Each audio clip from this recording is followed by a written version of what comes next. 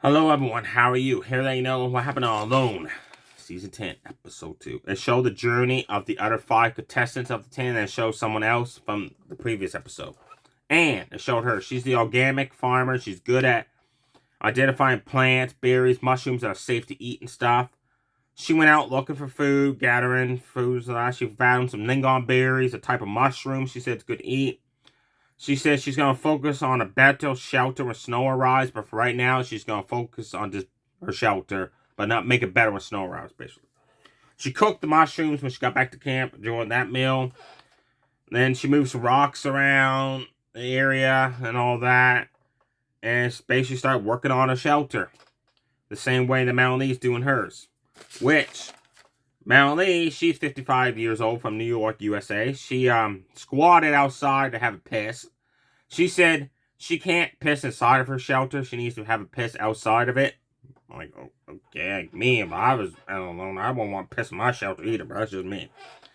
I don't think no one would. But anyways, she needs to be a model. Then she became a photographer for models. Then she started teaching how to survive the nature and the wild and all that.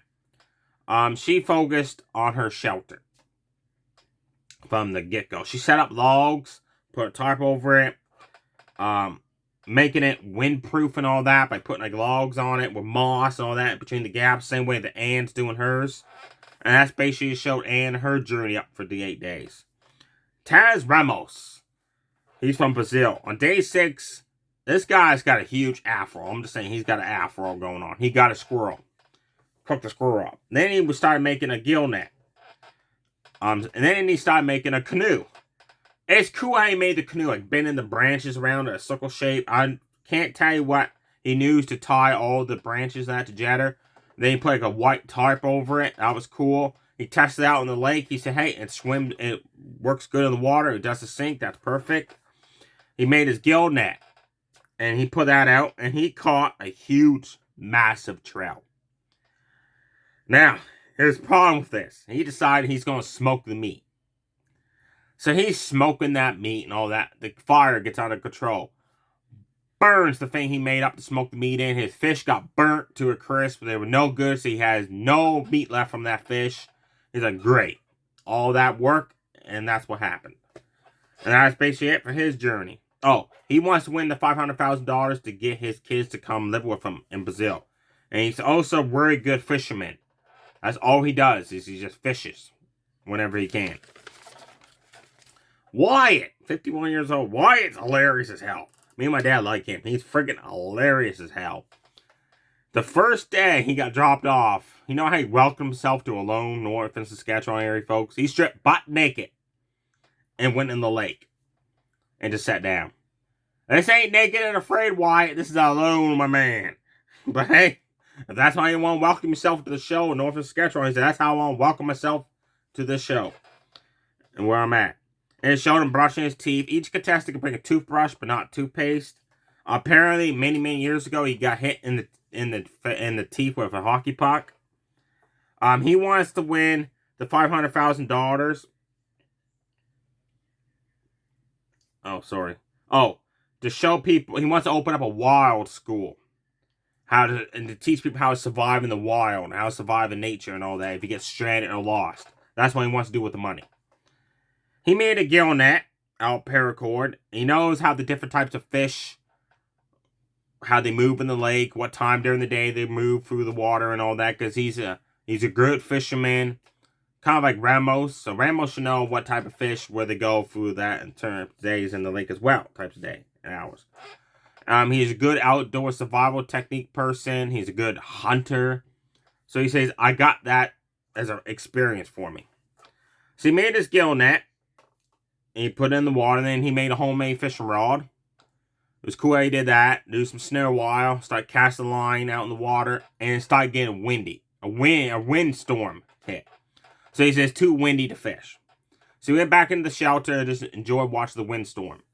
Then the next day he realized his tarps were blowing in the wind so much he doesn't think that his shelter is going to be windproof enough. So he started putting more logs down, stacking them on top of each other, and put some moss in between and all that to make it more windproof. Then he checked his gill net and caught a 30-inch pike fish. He said, I can get 8 to 10 meals out of this. He said, that's perfect. So he took that back to camp and skinned it up and all that. And then he went to the beach and enjoyed a meal out of it. And he's going to save the rest of the meat for the other days, which is smart thinking. And then you meet Marlene.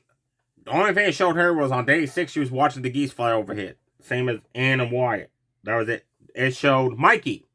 He's 31 years old from Georgia. Day 4, he had a temporary shelter set up. Top priority, he needs food.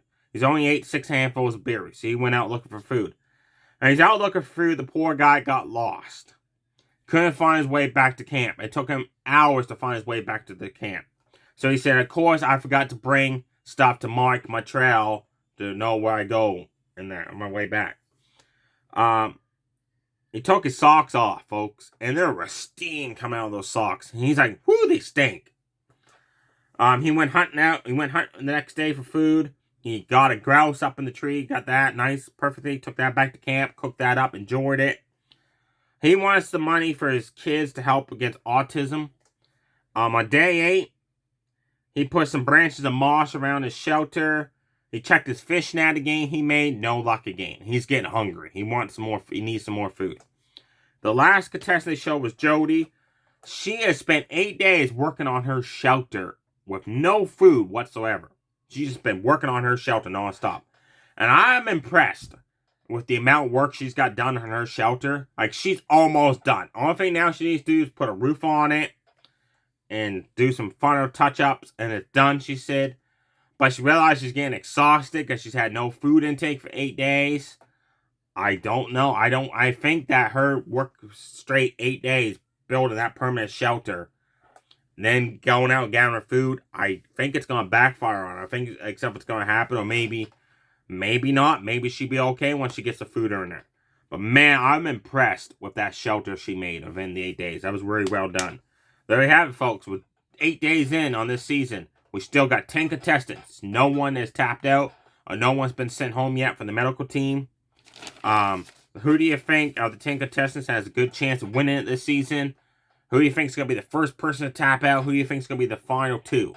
I'm thinking right off the get-go, Wyatt. I know he's goofy, but I think Wyatt. And I don't know much about Marlene, so I can't take that into effect yet. But I think Wyatt is going to be one of the ones that's going to be the final 2, I think. Let me know below your thoughts, folks, on Lone Season 10 so far. Stay safe, everybody. Too sweet. Bye.